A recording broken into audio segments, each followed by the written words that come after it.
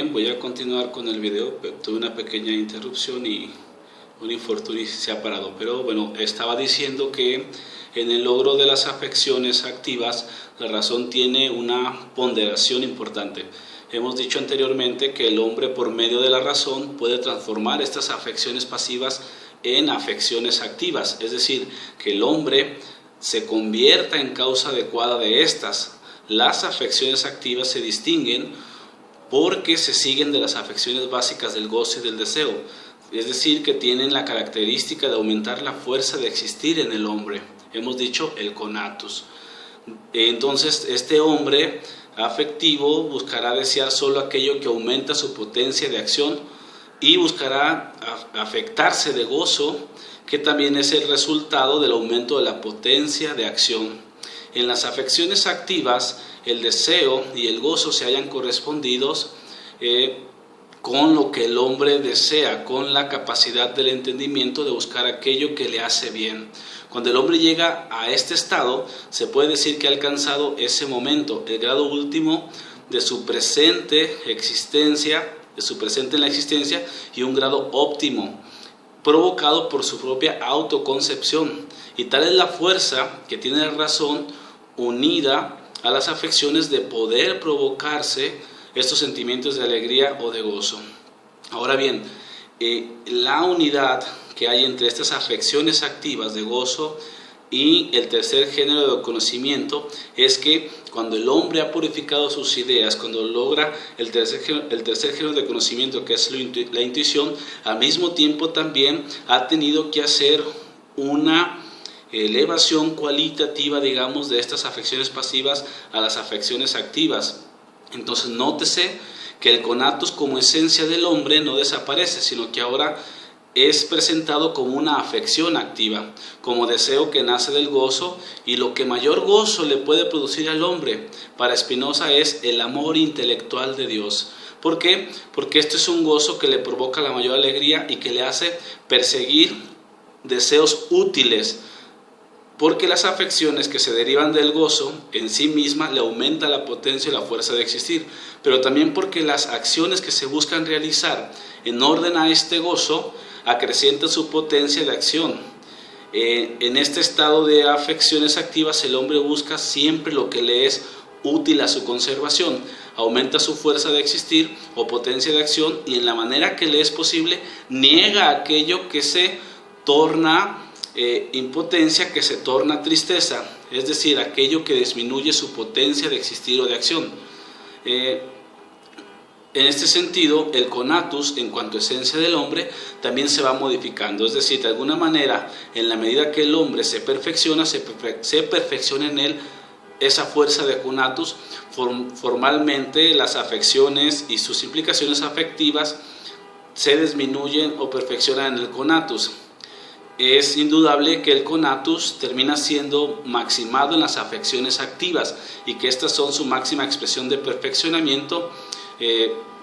Citando a Deleuze, dice que el conatus es esfuerzo por experimentar alegría, aumentar la potencia de acción, imaginar, concebir y encontrar lo que es causa de alegría, lo que sustenta y favorece esta causa, y también esfuerzo por evitar la tristeza. Imaginar y encontrar lo que destruye la causa de tristeza, aquello por una idea dada de afección, la potencia de acción.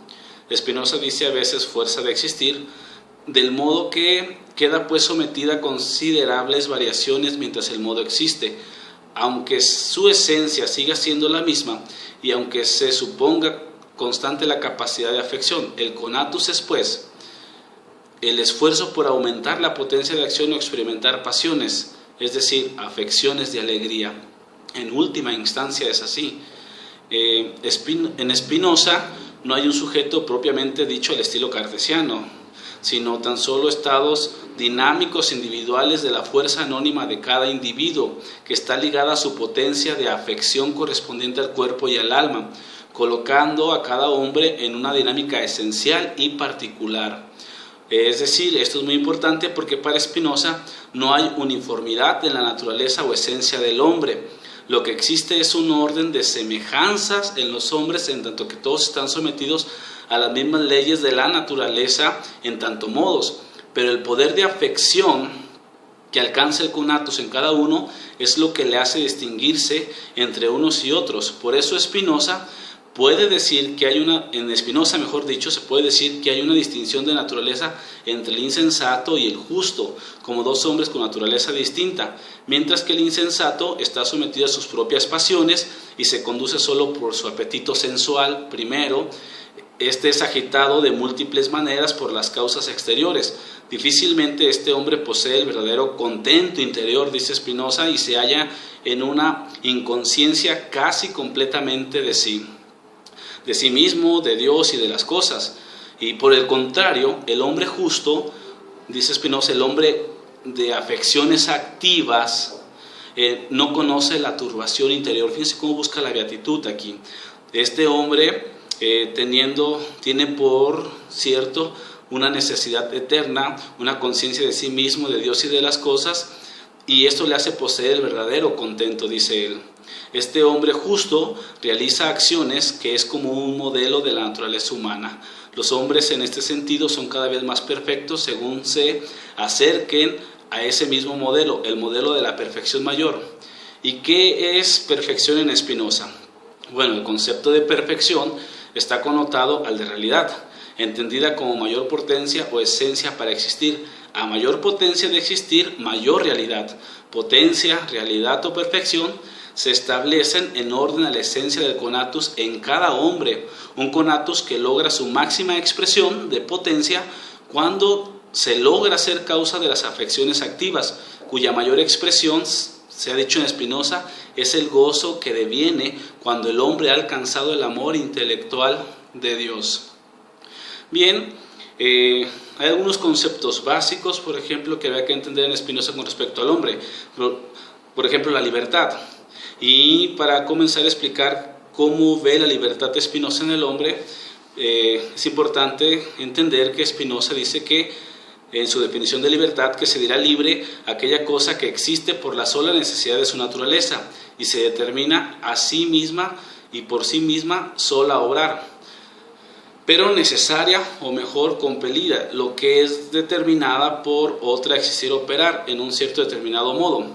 Es decir, por la definición, Spinoza está dando el estatuto ontológico de la libertad, existir por la sola necesidad de su naturaleza, es decir, causa libre de todo, pero al mismo tiempo causa necesaria. En efecto, se puede predicar la libertad solamente desde este concepto que Spinoza da en la sustancia, en tanto que no es, mejor dicho, impelida a actuar por otra cosa mayor a ella. Pero cuando hace referencia a la necesidad de su naturaleza, se está negando la omnipotencia divina. Hace un rato yo decía que no es que Dios se extienda, que Dios se manifieste por voluntad, sino que sus propias leyes le llevan a eso. Es decir, esta omnipotencia divina, que es entendida como el poder para hacer o no aquello como un acto inteligente y absolutamente voluntario, o como una facultad para hacer o no, queda relegada en Spinoza. Este concepto hebreo en Spinoza de voluntad de Dios para crear o no crear no existe. Dios, digamos, que tiene que expresarse en este modo natural porque es exigido por sus propias leyes naturales, no por voluntad. De hecho, para la tradición, la potestad entendida como poder, la potestad de Dios, es una facultad que puede o no ejercerse. Entonces, se identifica con la voluntad que permite la imagen de una causa inteligente, pero una causa también voluntaria, que actúa contingentemente, es decir, que puede o no realizar esas cosas. Pues de eso resulta una afirmación de que todo lo que el poder de Dios quiere es más vasto que lo necesario, por lo que una elección suya hacía pasar este acto de potencia a la existencia. Para Spinoza, la potestad de Dios no se identifica con el acto de volición, sino con un poder que en cuanto a esencia le permite manifestarse en sus atributos, pero de manera necesaria, pues no hay nada contingente en la naturaleza porque todo se sigue de la esencia o potencia de Dios. Por eso, Spinoza puede concluir que no existe en la naturaleza algo en la naturaleza de lo que no se siga un efecto. por lo que se quiere hablar de libertad solamente en la sustancia. Si se quiere hablar de libertad en la sustancia, solo puede ser pensada en cuanto que la sustancia es pura actividad, ser absoluto y en sí mismo.